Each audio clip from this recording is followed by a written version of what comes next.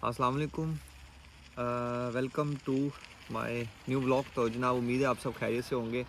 तो जनाब आज की वीडियो का मकसद ये है क्योंकि मुझे काफ़ी लोगों ने कमेंट्स किए हैं जो मैंने प्रीवियस अपलोड की थी उस वीडियो के ऊपर कि जी हमने एडमिशन लेट्स सपोज अप्लाई कर लिया, हमें एडमिशन भी मिल भी गया, उसके बाद हमने एडमिशन के बाद अब माइग्रेशन वर्कत में वीज़ा फ़ाइल करना है। तो उस वीज़ा फ़ाइल करने का क्या तरीका है, हमें क्या क्या डॉक्यूमेंट्स जो उनसे वो जहन में रखने चाहिए और कब वीज़ा अप्लाई करना चाहिए उसके बारे में थोड़ी सी इन्फॉर्मेशन देंगे।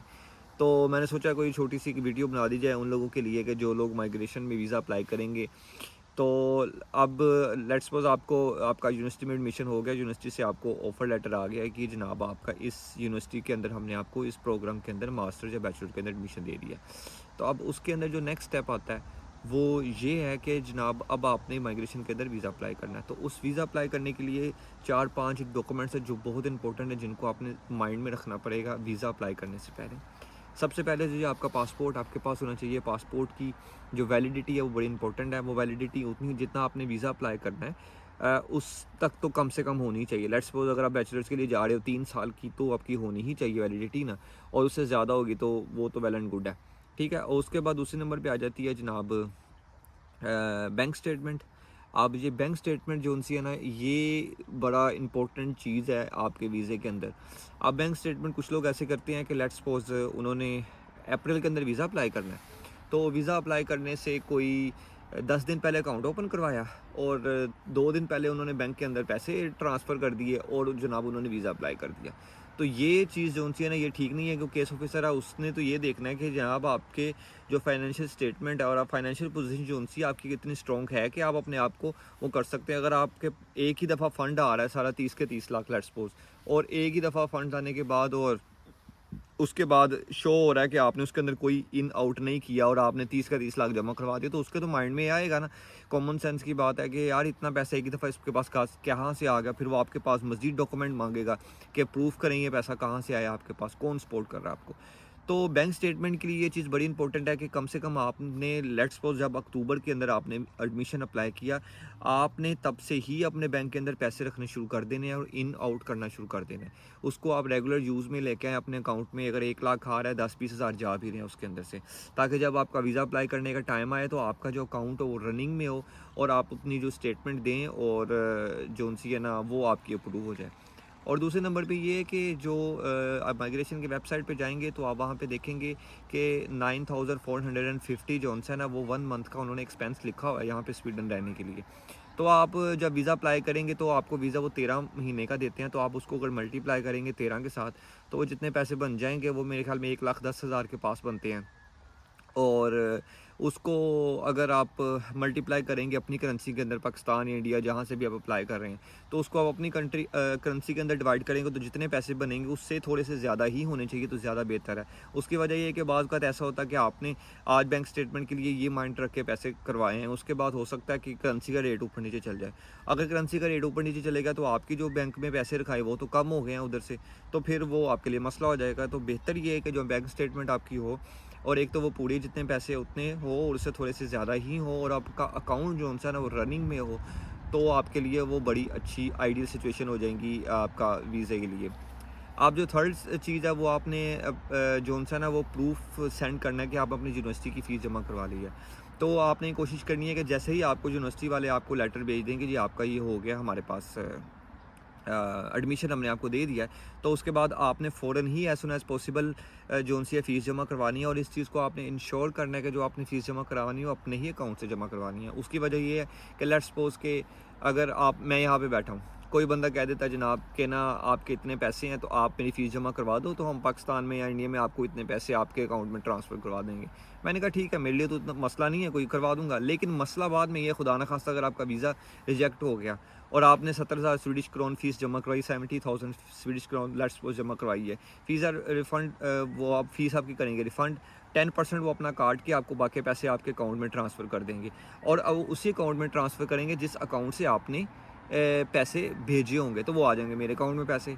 पैसे आपके थे, मेरे अकाउंट में गया पैसे, अब मेरे अकाउंट में वो आ गए हैं पैसे, तो आप मुझे कहोगे पैसे दो, मैं तो चलो लेट्स सपोज दे ही दूंगा ना। फॉर एग्जांपल अगर कोई ऐसा बंदा हो जो कि जी मैंने आपके पैसे नहीं देने, वो पैसे आपके मार लेगा, तो फिर आपके लिए बड़ा मसला हो जाएगा। वो सारे पैसे आपके जाएंगे, एडमिशन भी नहीं हुआ, रिजेक्शन उल्टा आ गई और सब 70,000 जो सा वो आपका वो भी चला गया। तो इसके लिए आइडियल सिचुएशन ये है कि आपने अपने अकाउंट से ही पैसे जमा करवाने हैं। और दूसरे नंबर पे जैसे ही आपने जमा करवाने हैं और करवाने के बाद आपने उसकी जो स्लिप होती है वो स्लिप आपने अपने पास रखनी है स्टैंप के साथ। जब आपने वीज़ा अप्लाई करना है वो आपने स्टैंप के साथ फीस अदर उनको अटैच करना है इस डॉक्यूमेंट को। ये डॉक्यूमेंट बड़ा इंपॉर्टेंट है क्योंकि उनको कैसे पता चलेगा कि आपने फ़ीस जमा करवा दी है। वो यूनिवर्सिटी से भी कंफर्म करेंगे और आपसे भी कंफर्म करेंगे कि जनाब आपने फ़ीस जमा कराई, हमें प्रूफ दिखाओ। तो ये चीज़ 3 डॉक्यूमेंट्स बड़े इंपॉर्टेंट है। एक इंपॉर्टेंट डॉक्यूमेंट और है, वो ये है कि आपका जो एडमिशन लेटर है।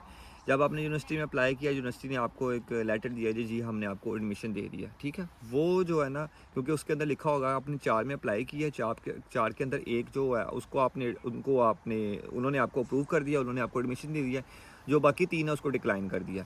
और वो फिर उसके आगे उसका सारा लिखा होगा, ये 4 5 6 7 पेजेस होते हैं। तो ये एडमिशन लेटर भी बड़ा इंपॉर्टेंट है जो आपने साथ रखना होगा, अटैच करवाना होगा। और उसके बाद अगर लेट्स सपोज आपको यूनिवर्सिटी ने स्कॉलरशिप दी है, क्योंकि बाद का यूनिवर्सिटी स्कॉलरशिप भी दे देती है 50%, 70%, 75%।